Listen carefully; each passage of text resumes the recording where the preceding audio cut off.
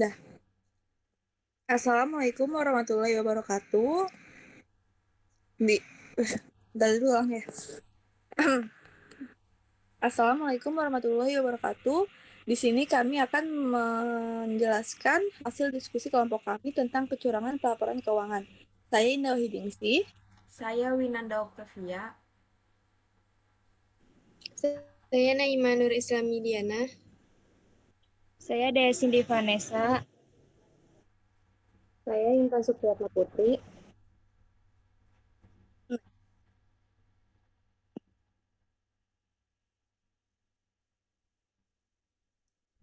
Materi presentasi yang akan dibahas itu yang pertama ada analisis jurnal revenue based fraud, yang kedua itu ada analisis jurnal asset based fraud, yang ketiga itu ada kasus A revenue fraud dan B fraud.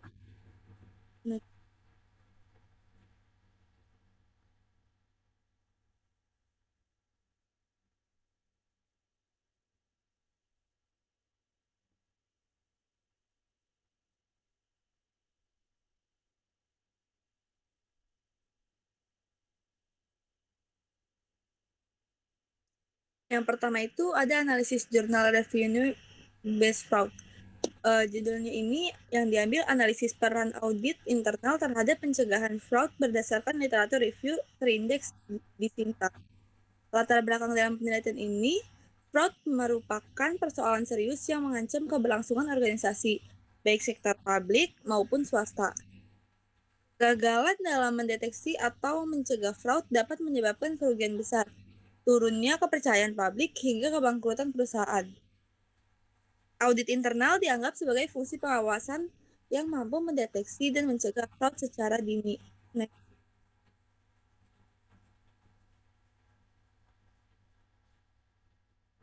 Berikutnya, metode yang digunakan dalam penelitian ini adalah metode pendekatan deskriptif kualitatif, yang dimana datanya berasal dari 16 jurnal atau artikel ilmiah yang terindeks di Sinta. Penelitian ini diambil dari berbagai sektor perusahaan seperti perusahaan, universitas, BUMN, dan pemerintah daerah. Tujuannya adalah mengulas berbagai temuan dari penelitian terdahulu yang berhubungan dengan audit internal dan fraud. Next.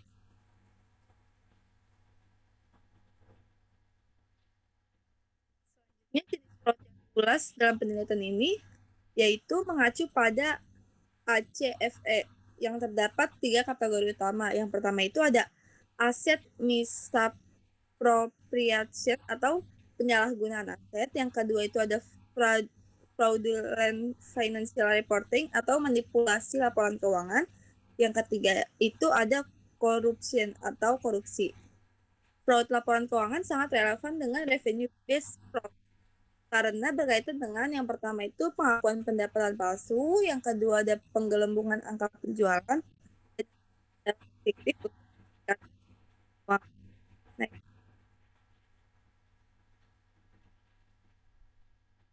Selanjutnya ada faktor pendukung dan penyebab efektivitas audit internalnya. Faktor pendukung efektivitas audit internal pada penelitian ini, yang pertama itu kompetensi auditor, yang kedua itu independensi, yang ketiga dukungan, yang keempat sistem whistleblowing, dan yang kelima prosedur audit yang menyeluruh. Kemudian ada fraud triangle atau 3 faktor utama penyebab fraud. Yang pertama itu ada opportunity atau kesempatan, yang kedua itu ada pressure atau tekanan, dan yang ketiga itu ada rationalization atau rasionalisasi. Nah,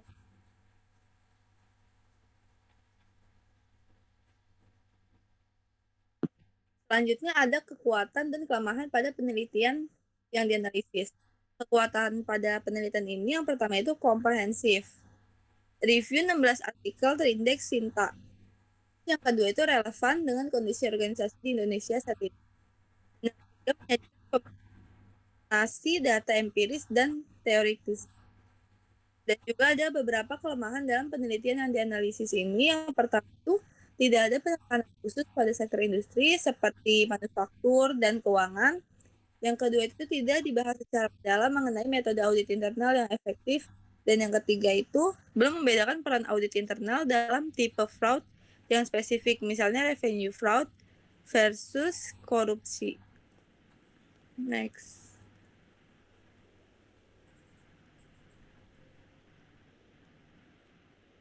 Di sini masuk ke analisis jurnal asset-based fraud yang diambil dari determan penyalahgunaan aset dalam perspektif fraud hekagon di RSUD Jawa Barat.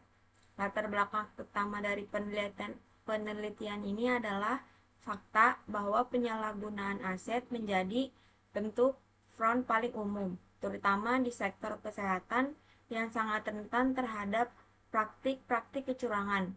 Berdasarkan Report to the National ACFE 2018, sebanyak 89% dari seluruh kasus fraud merupakan penyalahgunaan aset. Meski ada tren penurunan, namun bentuk fraud ini tetap mendominasi dan menyebabkan kerugian besar baik dari sisi keuangan maupun reputasi institusi publik. Next. Di sini ada teori fraud hekagon yang pertama. Yang satu itu ada pressure atau tekanan, yang kedua ada opportunity, kesempatan, ada rationalization atau rasionalisasi, capability atau kemampuan, arogan atau kesombongan, terus ada collusion atau kolusi. Next.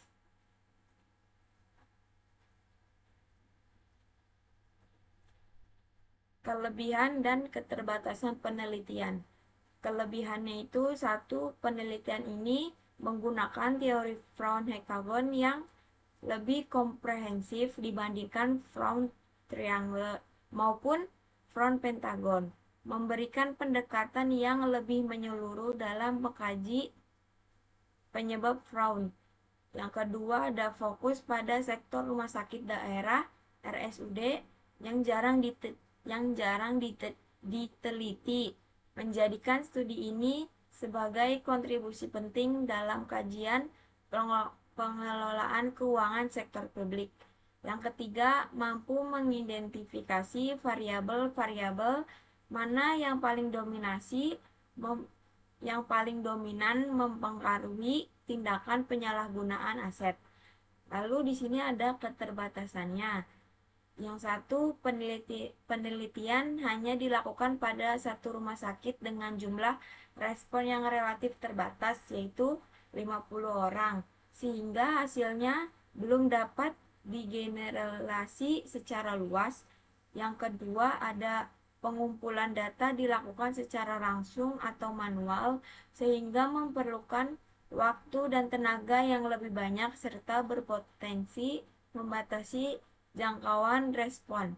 Yang ketiga, terbatasnya referensi akademik karena teori fraud hekagon masih tergolong baru dan belum banyak digunakan dalam literatur akuntansi atau auditing publik. Next.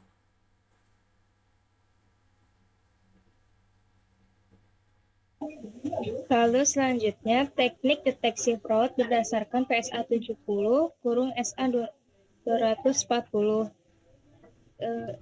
Yang pertama ada teknik deteksi wawancara dan observasi, audit terhadap perilaku dan wawancara dengan manajemen atau staf untuk deteksi tekanan atau peluang fraud. Lalu analisis risiko keuangan, penilaian risiko salah saji material berdasarkan tekanan, peluang, dan rasionalisasi. Prosedur audit tambahan, tindakan ekstra jika ada indikasi fraud seperti analisis tren, konfirmasi, dan lainnya. Lalu diskusi tim audit, pertukaran informasi dan strategi antar auditor terkait area rawan fraud. Dan terakhir, evaluasi kontrol internal, penilaian efektivitas sistem pengendalian internal untuk cegah dan deteksi fraud.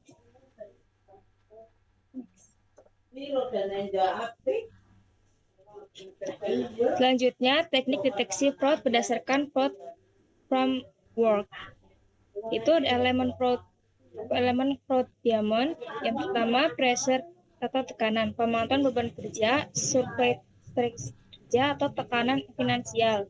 2. Opportunity, peluang, evaluasi pengendalian internal, review akses, dan otorisasi transaksi. Selanjutnya, rasionalisasi, pemeriksaan budaya etika, dan wawancara persepsi integritas. Lalu kapabilitas, identifikasi krisis strategis, profiling potensi penyalahgunaan. Terakhir, kolusi, pemeriksaan hubungan antar pegawai, analisis transaksi gabungan.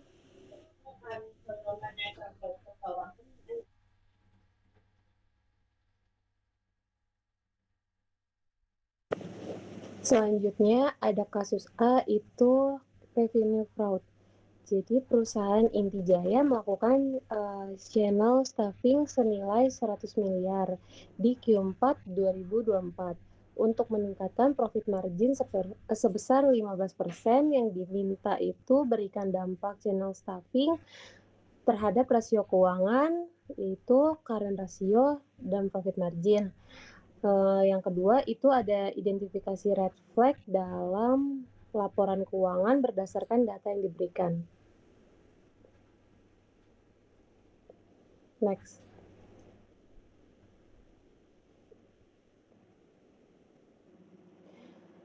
Yang pertama itu ada dampak channel staffing terhadap rasio keuangan. Jadi channel staffing itu adalah strategi di mana perusahaan mendorong lebih banyak produk ke distributor di akhir periode akuntansi. Gunanya untuk meningkatkan pendapatan jangka pendek. Yang diketahui itu nilai channel staffing yang tadi itu ada 100 miliar diakui sebagai penjualan di Q4 tahun 2024. Tujuannya meningkatkan profit margin sebesar 15%. Next.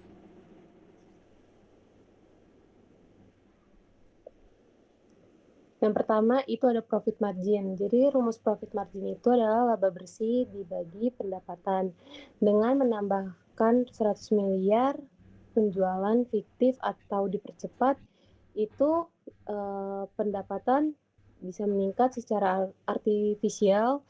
Yang kedua itu laba bersih meningkat karena penjualan naik. Yang terakhir itu ada profit margin terlihat meningkat meskipun kenyataannya tidak mencerminkan performa nyata operasional. Yang kedua itu ada current ratio. Current ratio itu rumusnya ada aset lancar dibagi kewajiban lancar. Channel staffing meningkatkan piutang usaha karena penjualan terjadi secara kredit dan barang belum dibayar sepenuhnya.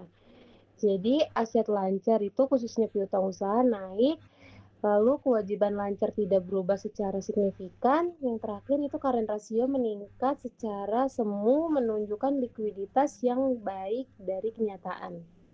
Next. Yang kedua itu red flags dalam laporan keuangan. Beberapa indikasi red flags adanya channel staffing. Itu yang pertama, lonjakan penjualan tak bisa di Q4 karena jika penjualan di Q4 jauh lebih tinggi dari Q1 sampai Q3 tanpa faktor eksternal yang jelas, ini mencurigakan. Yang kedua itu kenaikan tajam piutang dagang, itu bisa penjualan meningkat tapi kas tidak bertambah. Sama dengan itu piutang naik tajam. Yang ketiga itu penurunan penjualan di Q1 2025. Jadi channel staffing menyebabkan distributor overstock atau penurunan pesanan di periode berikutnya. Yang keempat itu ada gross margin atau profit margin tidak stabil. Jadi margin itu tiba-tiba meningkat tajam tapi kembali turun di periode berikutnya. Yang terakhir itu ada tingginya persediaan kembali atau return atau diskon setelah Q4, yaitu jika distributor mengembalikan produk atau meminta potongan harga. Next.